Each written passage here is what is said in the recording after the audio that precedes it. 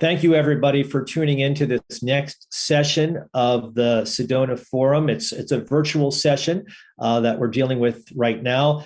This is going to focus on local leaders fighting global crises. And what we want to do in this particular session is explore, we want to highlight the importance of localized responses to global crises around the world that are affecting democratic stability, human rights, and also access to reliable information. And for this, we have three terrific panelists. We have Michelle Bekkering. She's the Director of National Engagement at the U.S. Global Leadership Coalition. In addition to that, we have Tomas Martinaitis. He's a deputy mayor in Lithuania. He's also a current member of the McCain Global Leaders Cohort of 2022. And our last panelist is Nino Dolidze. She is director of the International Society for Fair Elections and Democracy in Georgia. And she, too, is a current member of the McCain Global Leaders Cohort of 2022. Thank you all for joining us. I think that it's appropriate that I am serving as the moderator for this session, given the role of Gray Television. Let me just tell you about Gray Television. You may not be familiar with it. We are the second largest television broadcaster in the country. We have 113 television stations across the country. Our focus is local news. Our focus is on the news that is delivered to communities all across the country. And to a certain extent, I think that most Americans actually get their news through local television, not so much even the broadcast networks or the cable networks. It's your local television station in which you are speaking to local leaders on a regular basis. And I think that that is one of the reasons why I was asked to moderate this particular session. I want to get started with asking the first question to Michelle. As you know, Michelle, there are numerous complex challenges and threats to political, economic stability around the world. They seem to be affecting the global community very quickly, and they're proving to be very difficult to tackle at the global and national levels. And they're also trickling down to the local level and causing instability. Which of these challenges and threats, Michelle, are you seeing, and how are they affecting stability at these different levels? Great. Well, John, thank you for that. And first, let me say it's such a pleasure to be joining you today, and my other peers here with the McCain Global Leaders. It's an organization and a program I'm so proud to be a member of. And you're right, we are facing some of the most complex, most protracted crises in history, and something that really goes, I think, without saying is all global issues are increasingly local. That's where all issues come to rest, right? And I think increasingly, especially when we think of COVID-19, right, that made it real to so many of us, right? It was this virus that started in one part of the world, and in a matter of days, it touched every single community across the world, right? And today, when we look, across the world, 6.2 million people have died. And we've all felt it, right? The global economy has been disrupted. We've seen now it's about 97 million people have been pushed into extreme poverty. And then we think about these issues, right, and how they have affected every level of our societies. And I think particularly of our school systems, right? Like many of us, I have a small child who's in school, right? And when we look across the landscape, more than 1.6 billion children at one point were out of school. And something I know from my work in the international development sphere over the years is that, unfortunately, many of those children are likely not to return to school, right? So what we know is that COVID-19 affected healthcare systems. It affected every economy. It drove many people into unemployment. It broke down supply chains. And then, of course, we have school districts, hospital, healthcare. And so this is one of those areas where I think we will see, again, long-term impact. We also can't not talk about Ukraine. and the devastation. And this is a country that's so near and dear to my heart, and I know to my colleagues as well today in this conversation. We are literally witnessing one of the most perilous moments in European history. Due to Russia's seriously and literally unprovoked invasion, there are more than 5 million people. Ukrainians have fled their country. More than 7 million people are internally displaced within the country, and those numbers will rise. And what does that mean? So many have fled into neighboring states. As of today, I believe there's about 2.5 million in Poland and the rest in neighboring countries. Well, what does that mean? That's a huge local challenge, right, in neighboring communities. And like many here, and I know my colleagues can talk about this, that has created local challenges, right? There's logistical challenges, there's coordination challenges with borders. There's also an economic challenges, right? We need resources, we need to feed, we need to clothe, we need to house these refugees coming across the border, right? So this is a resource challenge. It's also an integration challenge, right?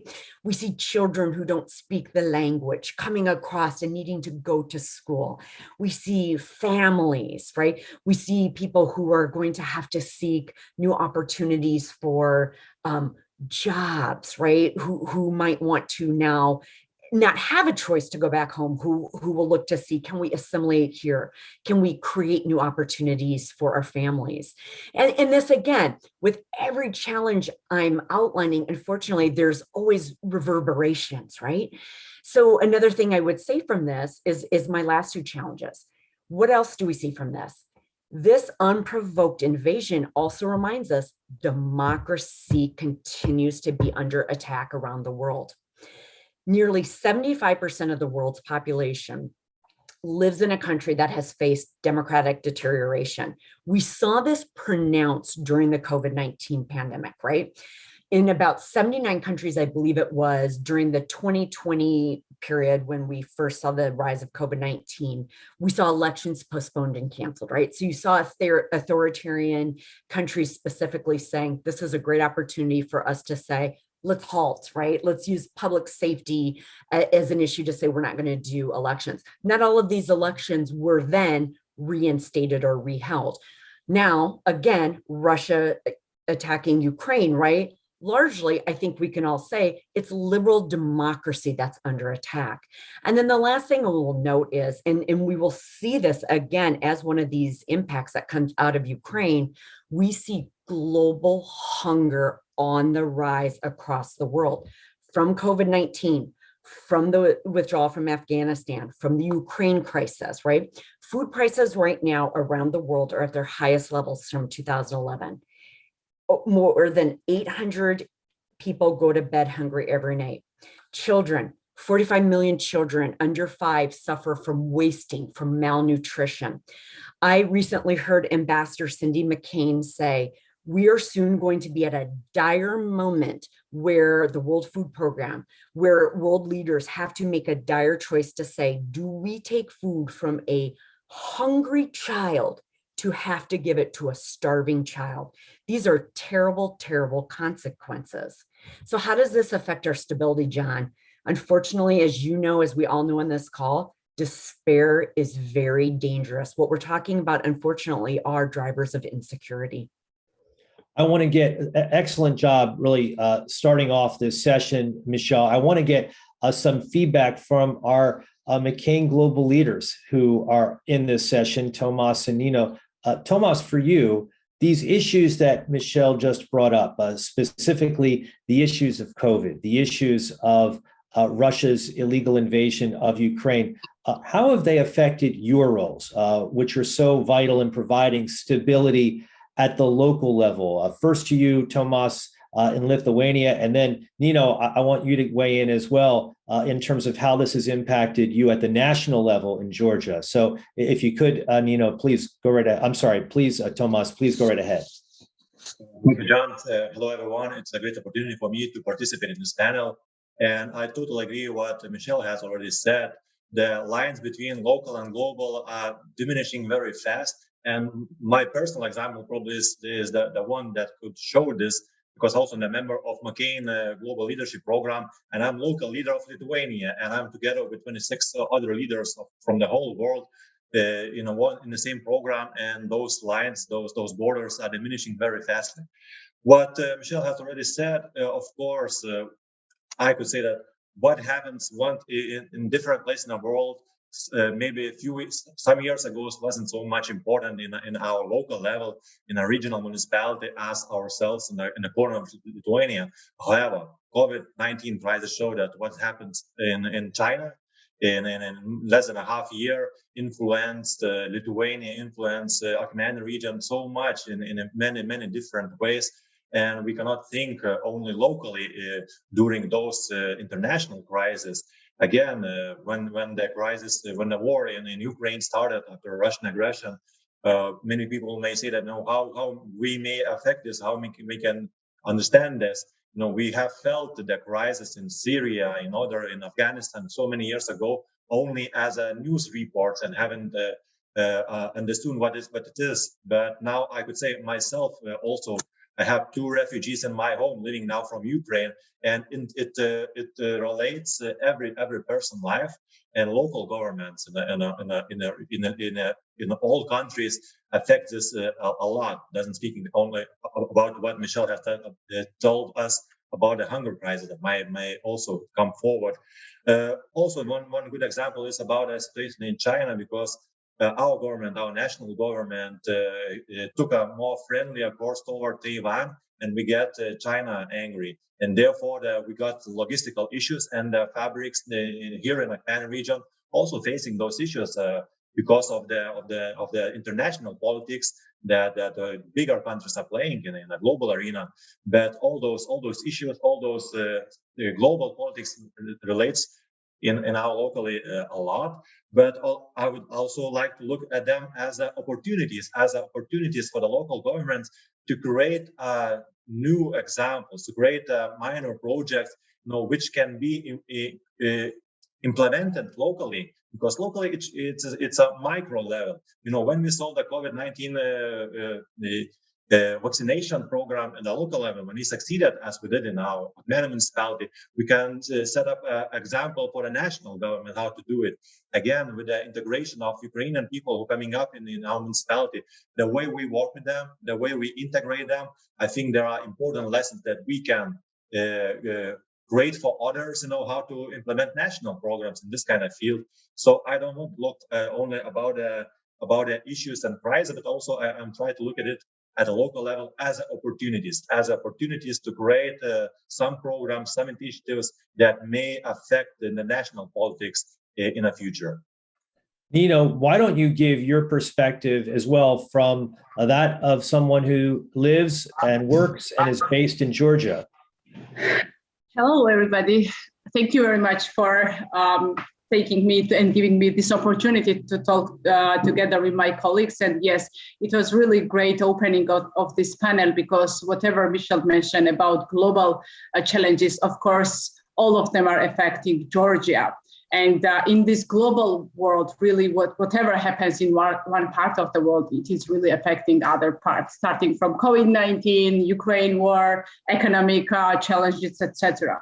And if you look to Georgian challenges as well, and if you look to whatever people are saying in polling, yes, really, 3 top topics and priorities for people is security. When we look at Ukraine, this is democratic development, and it is also economic development of the society. So I am here representing Domestic Civil Society Organization. I am the Executive Director of Domestic Watchdog Organization. And our role is to watchdog whatever our government is doing, our political parties, our politicians at local or national level are doing in order to support democratic development of Georgia, and also in order to really empower people and really do whatever people are wanting. So we try to make governments accountable towards people and towards our aspirations, towards Euro-Atlantic integration and our historical choice. And of course, being as a watchdog organization, sometimes we are critical of our governments because we want to implement our democratic reforms faster, we want to move faster. And in this difficult situation, I want to show what was the global challenges and how it affected on Georgia. When we talk about COVID-19, and Michelle very correctly mentioned, unfortunately, COVID-19 was used for democratic backsliding in many of the countries. And we can say that somehow Georgia was part of it, because we had to hold 2 national elections, for example, during COVID-19 pandemic. And our government, unfortunately, was using all these social assistances and what to give to people in order to keep the power with the name of government delivering, for example, services.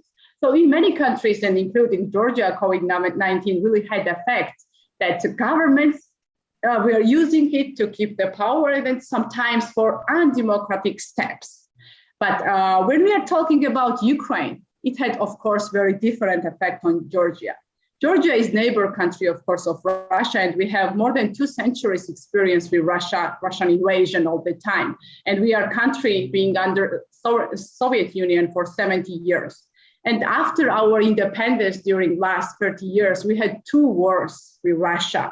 And both of them ended with taking Georgia's territories. We have 20% of Georgian territories occupied by Russia. And when we saw, of course, war coming to Ukraine and after invasion of Russia, of course, we are taking it in a different way. Like we have really experienced what is happening right now in Ukraine, and it is really touching our hearts and minds. But of course, war in Ukraine has increased in Georgia, threat of war again. People really think that it might be Georgia again after Ukraine. And whenever society wants to support, for example, Ukraine, at the same time, they are feeling the threat that Georgia may be next again.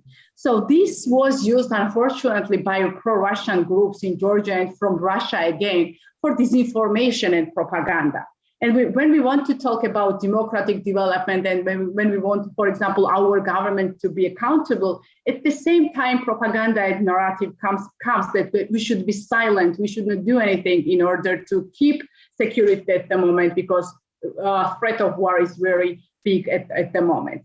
But yes, Georgia is really influenced from Russian propaganda. Unfortunately, 80% of Georgians think that Russia is biggest economic and political threat of Georgia, and the biggest portion of Georgians are supporting Ukraine, but Russia is really trying to influence Georgia through investing money in some of the political groups, through investing money in some of the even civil society groups. And Russia is really trying to threaten society. And also Russia is trying to bring the narrative of sovereign democracy and trying to discredit West, European Union, NATO, in order to increase Russia's support.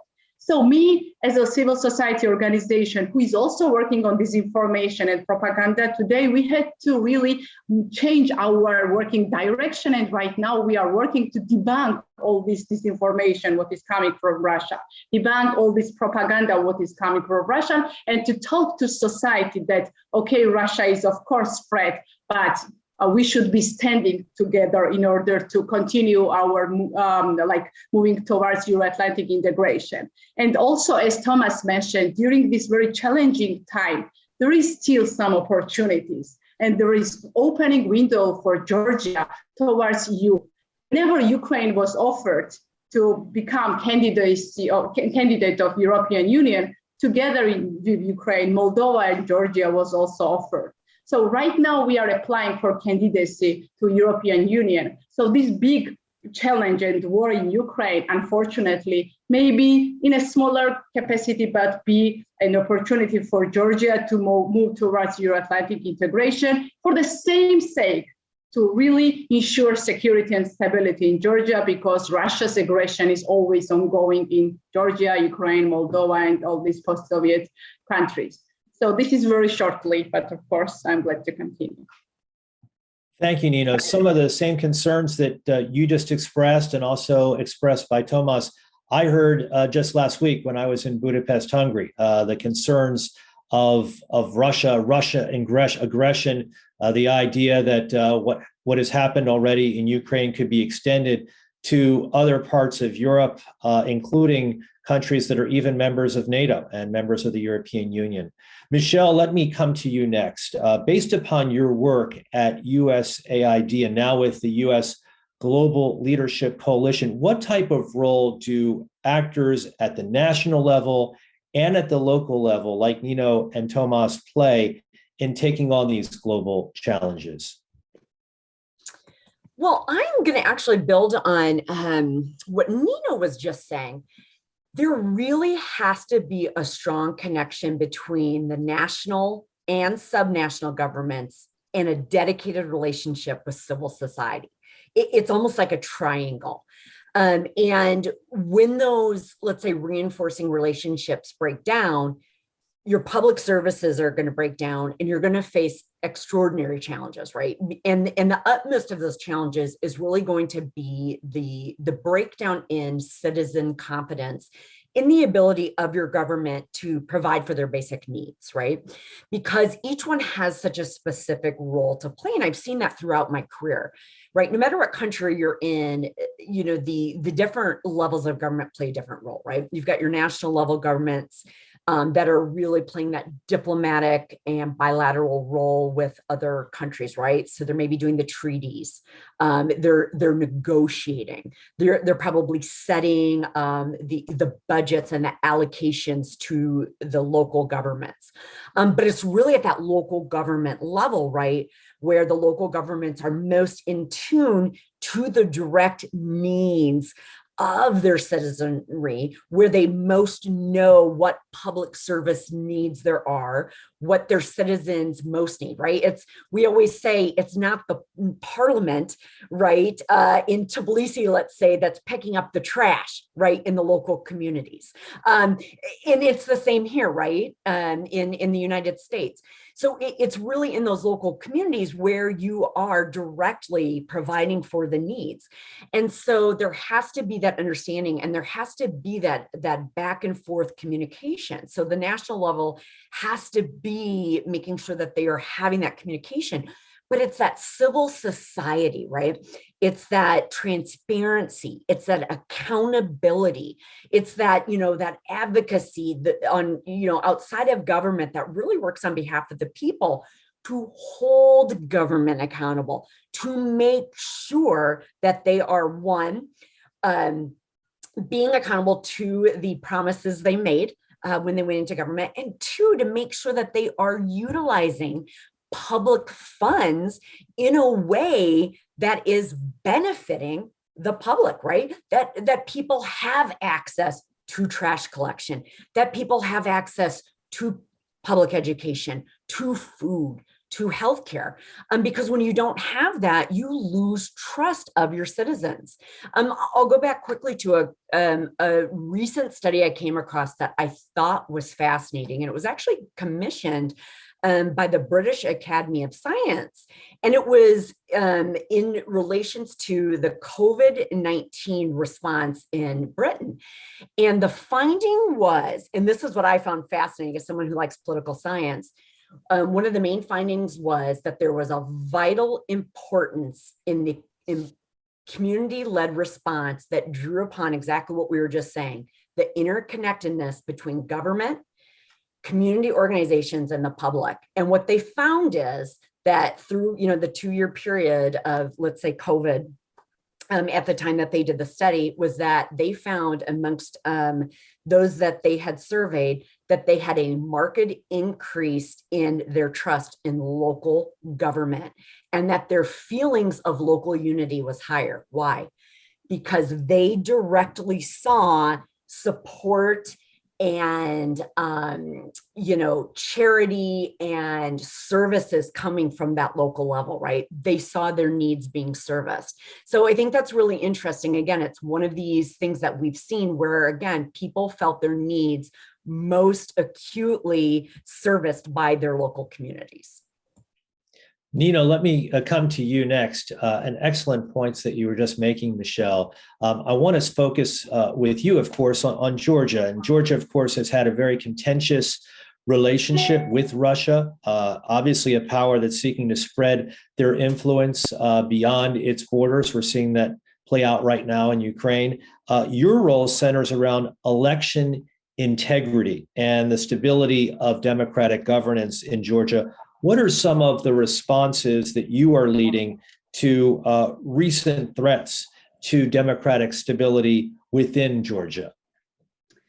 Thank you for this question. Yes, I just want to follow up to Michelle's point that, yes, it is great, really, a chance to work together with local and national government and civil society organizations, because I think all these groups together can really make changes which are important for the society. As for Russia-Georgia's relations and our response, yes. Being Russia's neighbor is one security issues, but of course it is about democratic development, because all this Soviet heritage is still there in Georgia, which has translated in one-party majority all the time. So when you have one-party majority in Georgian and like post-Soviet countries, it is taking that all these governmental parties are really trying to use all the state institutions under their influence, for example. So it's kind of taking state capture in order to keep the power. So our response, of course, is that my organization is watchdogging the processes, whether it is monitoring elections or watchdogging what government is doing in terms of human rights, rule of law, and also disinformation and propaganda. So what we are doing, first of all, of course, we are looking to the processes. We are making our conclusions and recommendations. Because we are bridge between the population and the government, we are, of course, in charge to inform society about government's actions, whether it is good or bad, in order to make government accountable. And of course, we very actively cooperate with government whenever there is will from their side to advocate for the changes. So one part is really watchdogging, then making conclusions and recommendations, and then advocating for these changes, of course, and this is our response. And second one, what I want to say is that my organization, since we have this digital era, and we saw that social networks were used for the spread of disinformation and also for the use of election purposes, that we have seen that political parties have really moved campaigning in social media. We started also looking to the social media, for example, if there is Russian kind of influence in social media. And what we have investigated is that, yes, there is Russian influence in elections, of course, and Russia is really trying to invest in some of the political parties.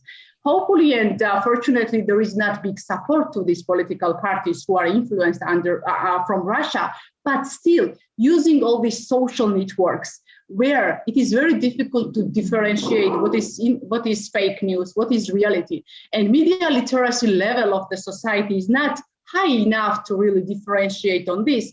Our response is that we are looking at social media, we are making our reports, and also we are cooperating very actively with social network companies, for example, Facebook itself. And for example, when we see Russia's coordinated inauthentic behavior in social networks, we are informing about it to Facebook, and my organization has several takedowns in Facebook of those pages, accounts, who are trying to spread Russian propaganda or Russian influence in my country. So this is our big response, that we are really trying to take down all these propaganda pages. And last one, we are trying to increase awareness of the society. We are conducting media literacy trainings in order to help society to make informed choice during elections or any other type of political development, because Russia's influence since 2008 war is increasing and increasing. If it was open aggression during war, now it is malign influence. So it is very difficult for people to differentiate. And unfortunately, they are becoming victims of this propaganda. So we are really trying to really handle all this how we can. But here, I think government should also play a big role, and they should be our supportive, but sometimes they are failing. We have seen some failures from government's proper response response to Russian disinformation. So yes, joint effort is very important, not only on the Georgian level, but also what we have seen in European Union countries, for example, after Ukraine war, that they shut down Russian propaganda TVs. This is joint effort, which we should be doing in Georgia, in Lithuania, or any other countries who is under Russian propaganda and influence. Tomas, I want to give you an opportunity to weigh in, if you wish, on the issue that Nino just discussed regarding election security. But I also want to bring up another issue that you have talked about before. That's some of the global issues that challenge you in your role as deputy mayor. What are you doing specifically in that role to respond to those challenges? Yes, to start with the election security, what Nino has told, also we have the civil society initiatives in Lithuania in a Facebook. The name is the Army of Elves, who are fighting Russian trolls on social media. So it's the links with a Lord of the Rings history. But to talk about the challenge that I myself are facing, of course, during this crisis, I think we learn, during those many crises, we learn the importance of leadership globally, national, and also local leadership. And for myself, today, it's very inspiring to see what President Zelensky is doing in Ukraine. You know, to be in the middle of a crisis, take full responsibility, and to take care of your people. And either though it was COVID-19 or now the crisis of refugees coming up from Ukraine and Lithuania, in both situations, we need a strong leadership. And at first, when all those crises started, people felt the lack of information, of the real information. Afterwards, you probably also felt it. You know, when the COVID strikes in a full power, there were a lot of fake news coming up from probably not friendly countries. Also, you know, in order to destabilize our parliamentary democracies. Also, same with Ukraine. You know, when the war is coming up on a field, the war is also going up in the internet, in the social media, and in this kind of war, we also need a strong leadership in order to inform people what is going on, what we are doing as a local government in order to solve the issues, in order to solve the fear that people are feeling now, you know, because most of the time, our enemy that is behind the border now, but it uses fear a lot in order to destabilize our democratic values, destabilize our institutions, destabilize the trust of society in a democracy itself. And what Michelle has told us about is research about a market increase of local government during the crisis. I could tell it by my real life example. Like really, people were looking for the leadership, for the answers at the local level, and looking for the clear strategy how to solve those issues. And all those crises that we faced before this war, I also feel there was a lot of different lessons we could learn. And even this COVID-19 showed us as a political leadership, you know, helped us communicate faster, helped us communicate between local government and national government in order, you know, to talk on a field on the issues, what we are doing, how we're doing. We got like every week meeting with national government about the current crisis, what's going on, what we are doing. We can ask questions, we get answers. We show that real life examples, you know, what's going on. And because of those tools that we learned from COVID-19, online working tools, we can solve those issues much faster. And during this crisis, during all the crisis, I think it also done another important lesson was the importance of education of society in general, education of people, you know, how to value the information that is coming up, how to evaluate it, how to not trust fake news, you know, and not to get those emotions, because a lot of emotions in our field.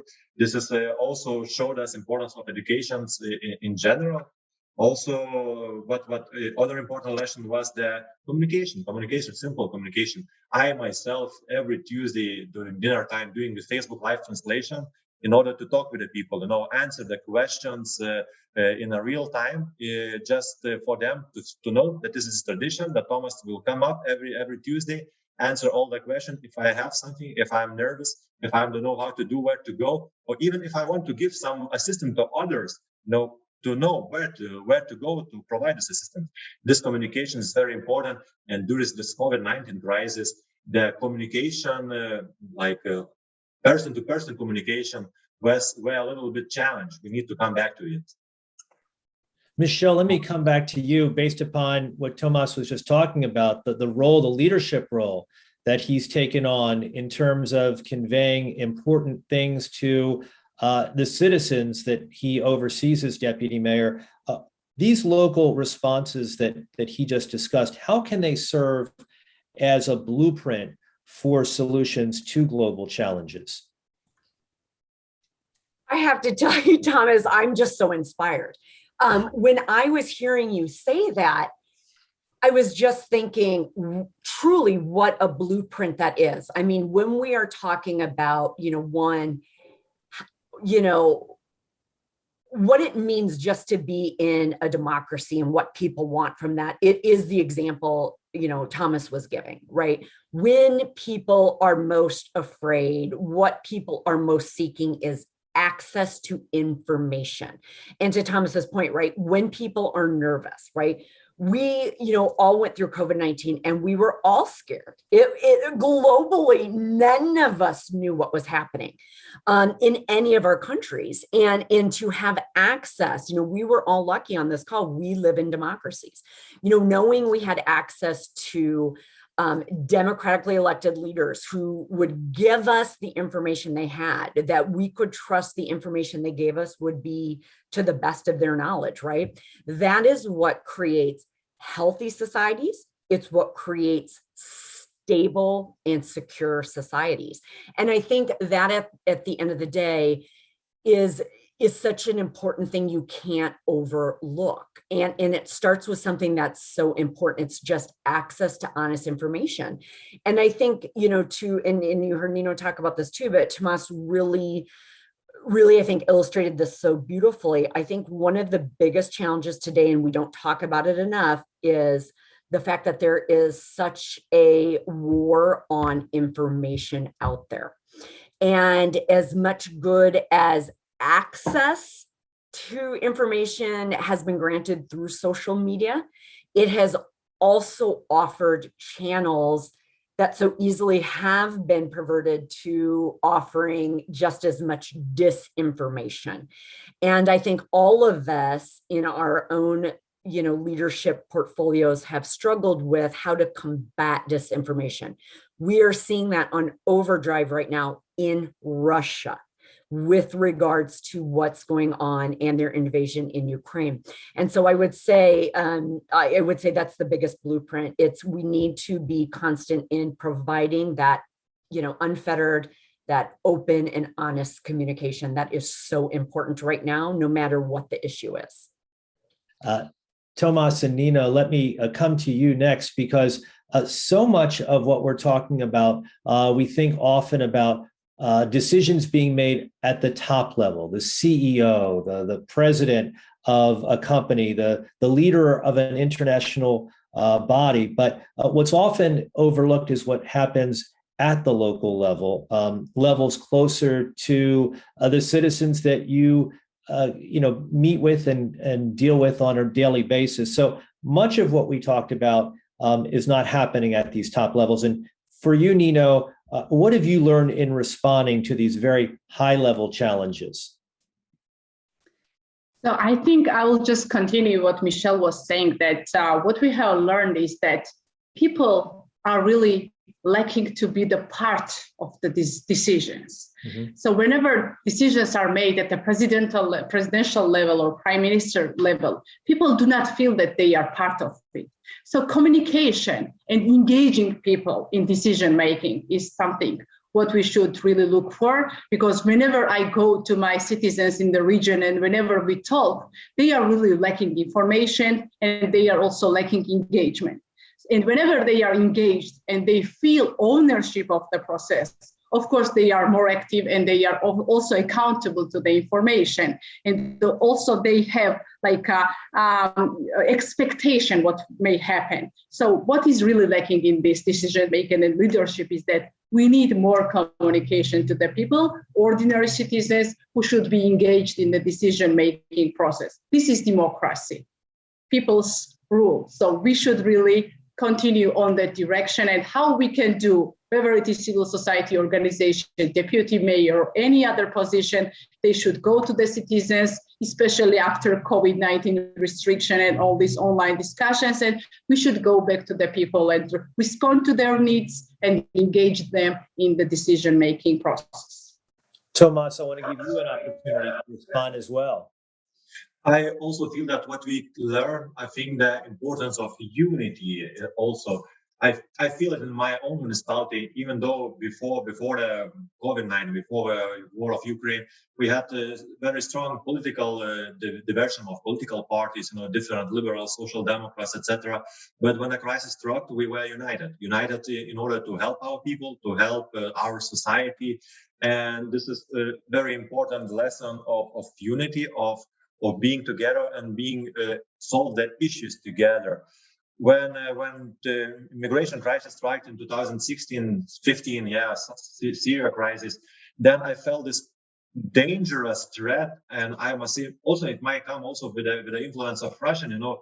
What we've seen in Hungary, in Poland, that it's better to be alone, to solve the issues alone. However, now I hope and I wish that we learn the importance of unity and importance of power of civil society.